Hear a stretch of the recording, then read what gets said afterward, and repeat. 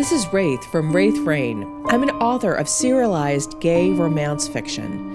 Every week on this podcast, I'll be reading a chapter from one of my gay fantasy shifter serials called Dragon's Reign. I'll explain at the break how you can find out more about this story and others I write. So let's get to it.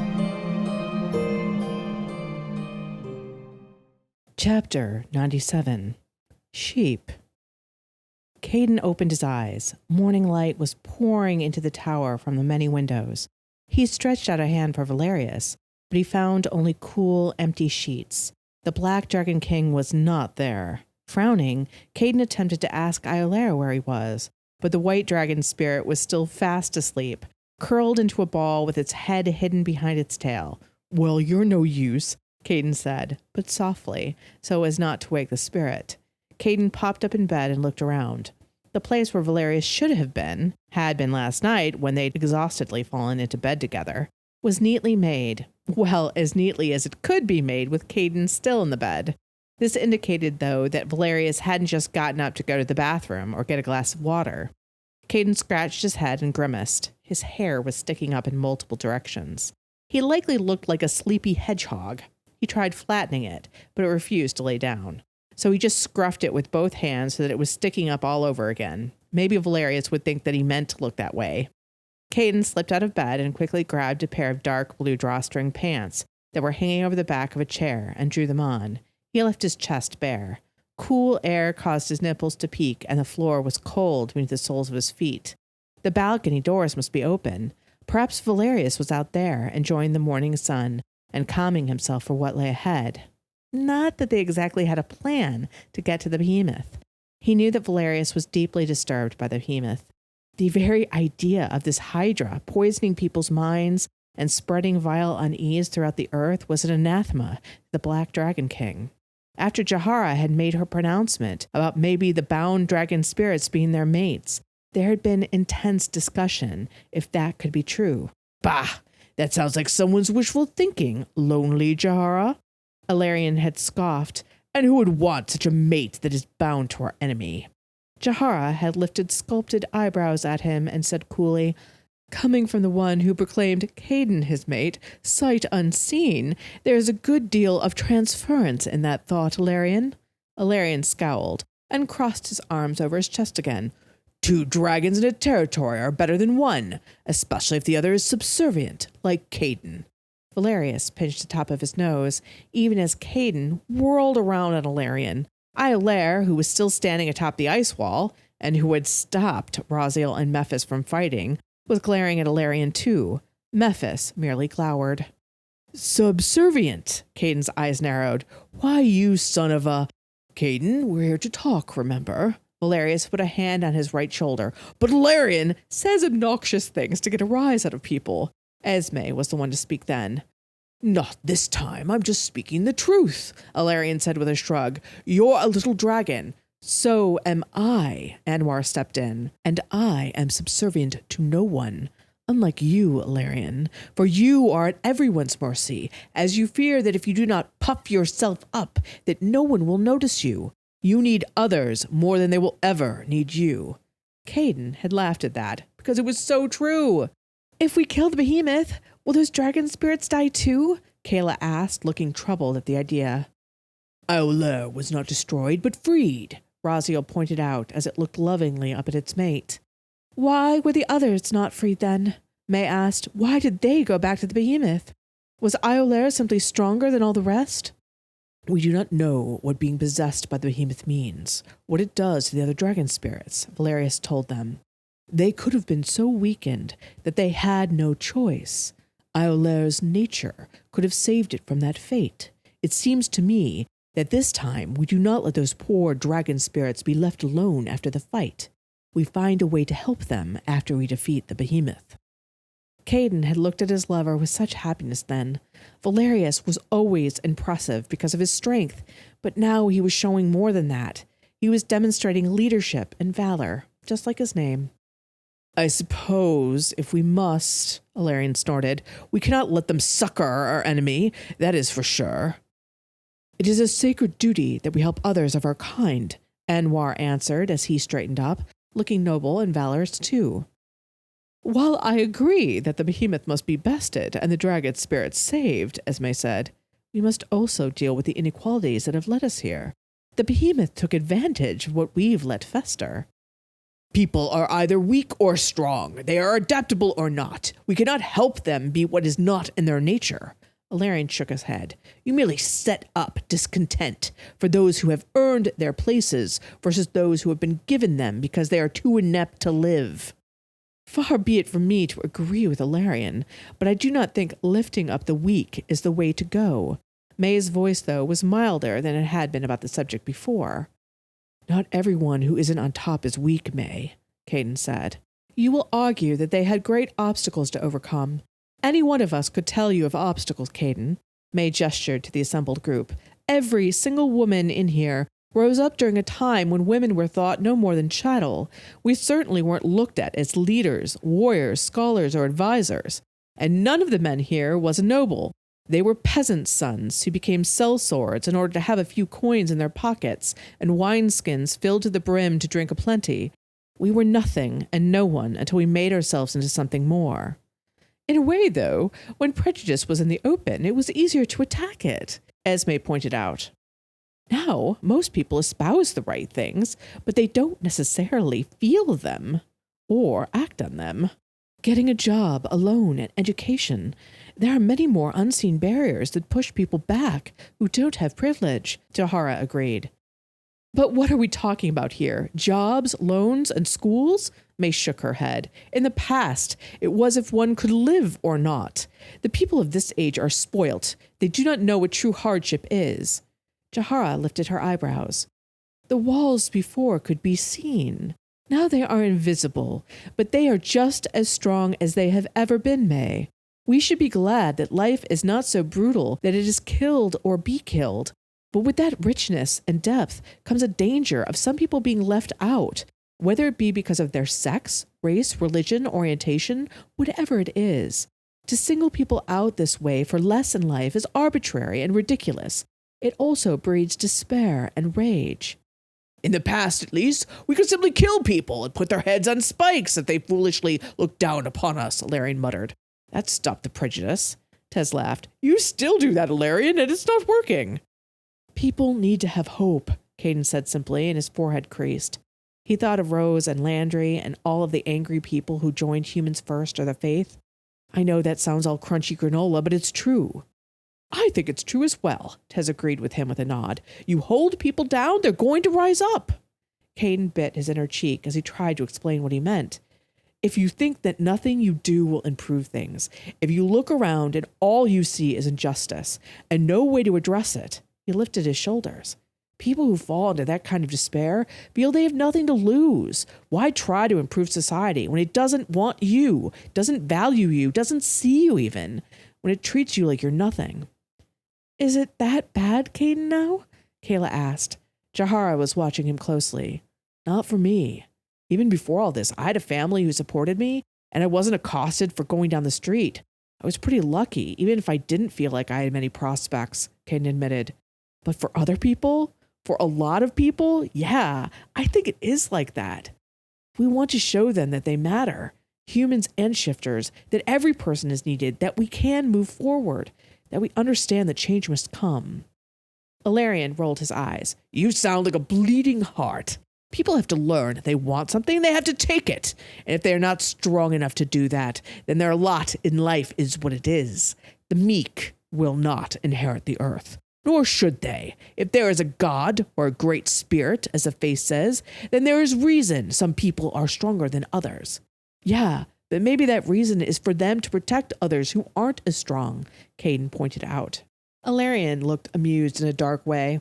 All right, King Caden, you can be the leader of the weak, their protector. See how long you last that way. See how much they care about you back. The oppressed are always eager oppressors, Caden, May shrugged. I wish it were not true, but if you've ever seen a revolution, ever seen people who finally got a taste of power, then you'd know. There are no virtuous victims. That is so sad, May. Kayla's expression was scrunched. To see the world like that? Most people just want to be happy. Shouldn't we try to help them reach that? Wally's arguments have merit. We still do not have any idea where to find the behemoth or its bonded human, Valerius said as he slung an arm around Caden's shoulders. And while I agree we must do something to improve society, until the behemoth is gone, our actions will be muted in the extreme. I am going to work with Marban and Shioni, Esme stated as she fussed with her dress. I think between the three of us we'll be able to find out what the underworld knows. Maybe your friend Landry will be of some use in this. Caden's heart lurched. Landry, she's with humans first, and they're likely with the behemoth. Yes, and maybe she can tell us where they are, Esme agreed. She gave him a sad smile. I hope everything works out for that young woman. Caden could just nod. His throat felt too tight to get words out. Was Landry on their side? Would she survive? What if she was poisoned by the behemoth, too? Let's go finish our dinner. Perhaps tomorrow we will have more ideas. And they had all gone back into the formal dining room. His parents, Tilly, Rose, and Wally, looked almost guilty, and Caden wondered if they hadn't eavesdropped through a bee or a rat. But both Rose and Wally were dressed, as was Marban. He was looking speculatively at the ham, as if wondering if he could fit the whole thing in his mouth. While they'd still spoken of Behemoth, the Faith, humans first, and that first interview with Caden and his family, nothing concrete had been determined. So he and Valerius had curled down in bed last night. They hadn't made love, just cuddled and held on to one another, but that had been perfect. But now, Caden really wanted to feel Valerius's lips on his and those big arms around his body. He raced down the steps from platform to the bottom, leaping off the bottom platform and landing in a superhero pose. Caden grinned. He really loved being a shifter. He turned towards the open balcony doors. The sunlight blinded him for a moment. He held up a hand to shield his eyes. But then he saw the darker shape that was sitting cross-legged on the balcony. Caden moved outside, blinking until his eyes cleared and got used to the bright daylight. Did you know that you can get some of my gay romance books for free? Every month, I have at least one book free to download right from Amazon, so you can easily read it on any device. But these books can only be free for 5 days at a time. If you don't want to miss out, just sign up for my mailing list, and I'll send you an email whenever there's a free book available. The link to the sign-up form is in the description down below. Valerius was dressed only in a black silk robe that was loosely tied at the waist. His hands were palms up and his eyes were closed. His long black hair blew back with the sweet wind that gushed over them. Caden just stared at him for long moments, drinking in his beauty and his unexpected peacefulness. Join me, Valerius said without opening his eyes. Caden lowered himself down to the stone floor by Valerius and crossed his legs. The wind was cool, but the sun was hot. The combination was pleasant. He sat there quietly for a moment before starting to bop his left leg up and down. What are you doing? Caden asked. I was restless. I did not wish to wake you. Valerius reached over, again without opening his eyes, and stilled Caden's leg. So you're meditating? Caden was surprised that Valerius, of all people, would meditate. The Black Dragon King did not seem to relish peacefulness. A smile crossed Valerius's lips. Trying to meditate may be the operative word with you speaking. Oh, sorry. Valerius laughed. I could already picture you all dejected, even without looking. Valerius opened his eyes and did look. And there you are, looking adorable. I didn't mean to disturb you, Caden said. I just woke up and you were gone and I missed you. Valerius squeezed his knee. I've missed you too. Part of me wanted to stay in bed just to be by your side. But sleep is important for a new shifter. Being with you is more important, especially if I can make you feel better, Caden said. He would be exhausted if Valerius would be happy. Valerius nodded. But I must not be selfish, though.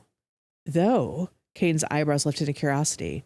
Though I would like to be today, Valerius told him. How so? The Black Dragon King sighed. There will be many wanting our attention today, from the other dragon shifters to our counselors to your family. But I just want you alone. That sounds incredible, actually. Caden's heart beat a little harder at the thought of being alone with Valerius. Why don't we do it? We should be planning what to do with the behemoth. Valerius's lips curled at the name. Your family will need help adjusting to the castle. Your counselors will have reports. The word reports definitely caused a sour look to pass over the Black Dragon King's face. Caden couldn't help but grin. Well, Since you have warned me of how deleterious reports are, I think I should avoid them at all costs. So, want to leave the castle? Caden asked. Valerius blinked. Leave the castle? We could go to the pond. Though Caden was very fond of that pond, he said, what about a little farther? I bet that you and Raziel have some favorite places. I would love to see one of them. Iolaire would too. Valerius's lips parted. Yes, that would be good. And he grimaced. But we should not. The others. Do you have any ideas about how to find the behemoth? Caden asked him. Because I don't. My head is empty of ideas. Esme, Marben, and Shioni are all cooped up together working their contacts. Alarion is probably calling home and wanting someone tortured who might give up the ghost. May is fixing Adama. Kayla, Jahara, and Tez are probably up to no good. Anwar is likely resting after such a long flight. I say we escape while we have the chance. Valerius let out a rumble. What about your family? What can I do for them other than give them a tour? Tilly and Rose would likely have a better time looking around themselves, Caden said. Mom is probably on the phone to her faith people, and Dad is likely working on something. That's how he deals with stress. My point is, yes, Valerius's eyes twinkled. Hey, I am getting to the point. I'm just being thorough. Namely, no one needs us right this second. So let's take off, Caden said. Maybe getting away will clear our heads. Maybe. Valerius stroked Caden's hair meditatively. Perhaps we can get away for a little while. We could fly together and then get back for lunch. I can show you a favorite spot. Caden immediately jumped up to his feet and lifted Valerius to his. Let's go now. Please? Pretty please? With sugar on top? Valerius framed Caden's face with his large hands. He drew his thumbs along Caden's cheeks and then leaned in and kissed him. You don't have to ask twice. Let us go, Valerius said. We haven't flown together in way too long, Caden cried as he slipped out of his pants. Valerius untied his robe and let it slide down his shoulders to puddle like a pool of ink on the stone floor. Raziel wants some sheep on the way, Valerius said. Sheep? Caden looked up and realized that Iolaire was awake and very eager for sheep. Oh no, hunting? They are hungry, and we don't want to wait on breakfast before we go, do we? Valerius waggled his eyebrows at him. Caden responded with a weak smile. Oh, okay. Sure, who doesn't want raw sheep in the morning? By the way, I assume there aren't like wild sheep in America, so no, there are no wild sheep, Caden. We pay the farmers for their animals, Valerius assured him. You shift first. Caden still felt a touch of nervousness when he had to shift, but it would be better to go first and have Raziel flapping there, waiting impatiently for Iolaire. I would just jump off the ledge, Valerius suggested with a tilt of his head towards the stone railing. Right! Caden went over to the edge and got up on the railing. He then made the mistake of looking down. There was nothing below the balcony except a sheer drop all the way down to the bottom of the mountain. The ground was so far away that everything below them looked like it was a miniature. He shut his eyes and wobbled there as the wind blew. Caden, what are you doing? Valerius asked. Having an extreme fear of heights? You made that sound like a question instead of a statement. Valerius sounded amused and fond.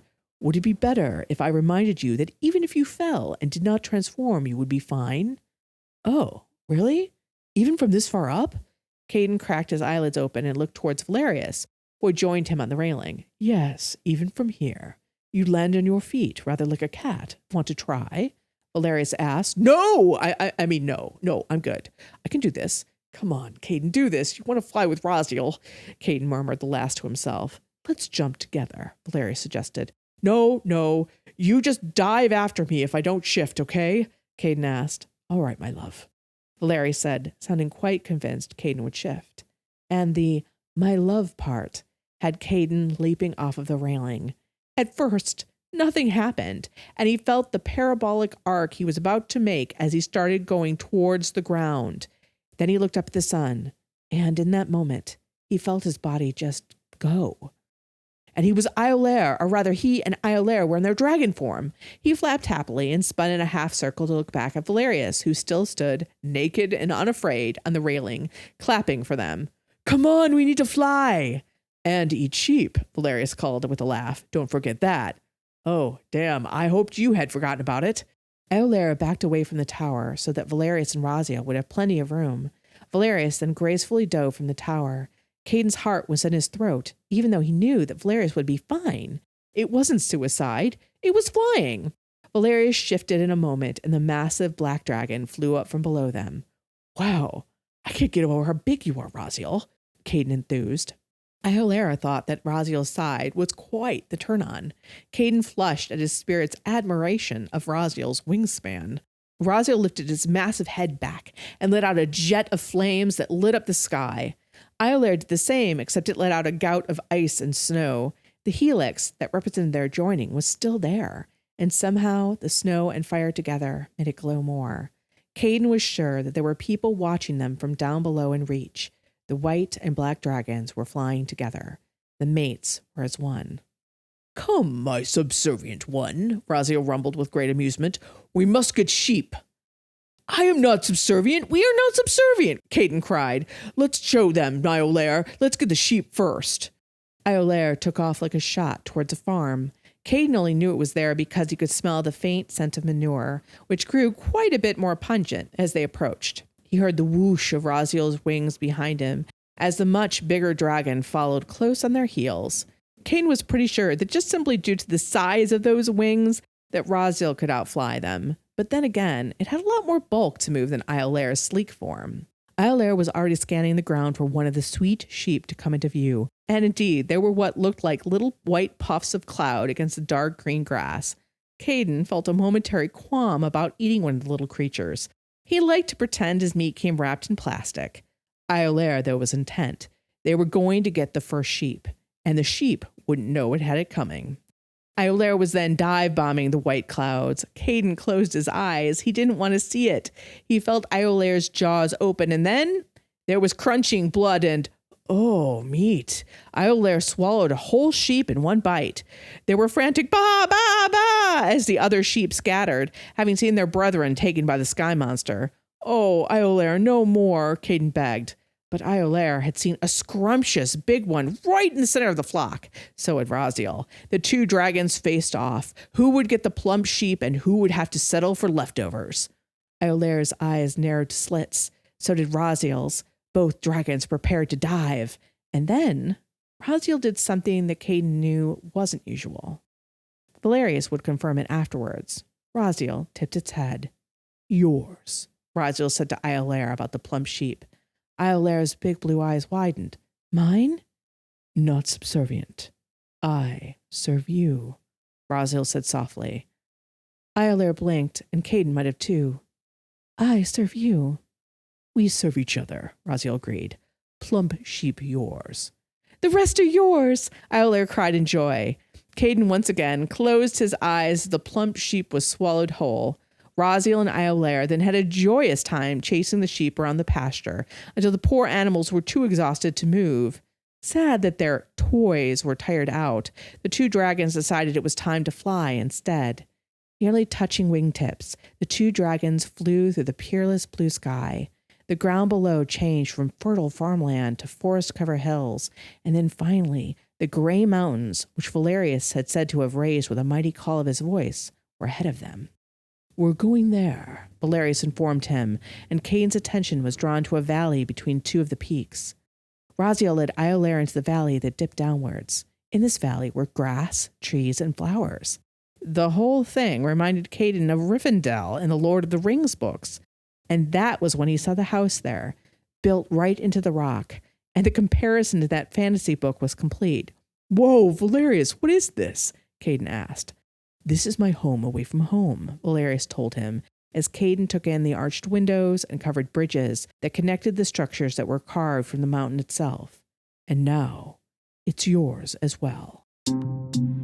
I hope you're enjoying Dragon's Reign so far. Dragon's Reign is free for you to enjoy, but not free for us to make. There is a whole team working with me for audio editing, artwork, graphic design, and custom music. Most YouTube channels and podcasts have sponsors and take ads, but because of the kind of content we make, we can't run ads or get sponsors. Instead, we have other ways you can support me and the team behind this gay romance audiobook. One easy way is to buy or borrow my books from Amazon.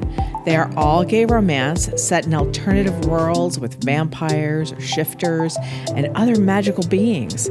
You may not know that even if you borrow books with your Kindle Unlimited subscription at Amazon, they are free for you, but they still earn us money.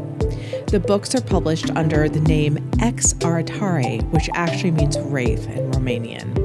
And if you love audiobooks, you can get professionally narrated versions of every one of my books on audible.com.